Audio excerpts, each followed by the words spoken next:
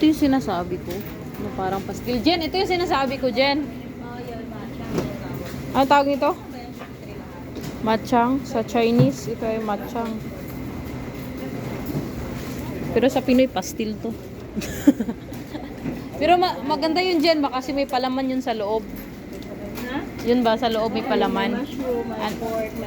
Unlike sa pastil na yung pastil kasi nasa topping. Hindi ba? Parang ganun din siya ba? Pero ibang klase lang. Ano lang, mungka lang at saka baboy ang may maliit. Munggo lang. Oh. Tinapay nila. 33.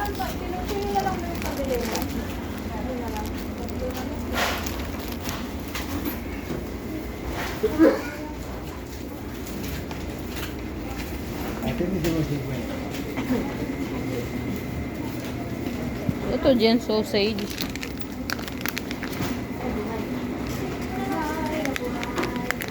Ano to, kuya? Sausage? Oo. So, Sarap yan, nasa pansin. Ah, pwedeng kainin na rin na lang ganyan. diretso na? Ah, naluto na yan?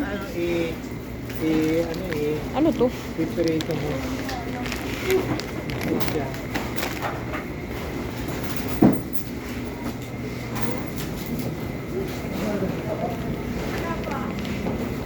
Candy ata. Candy nga.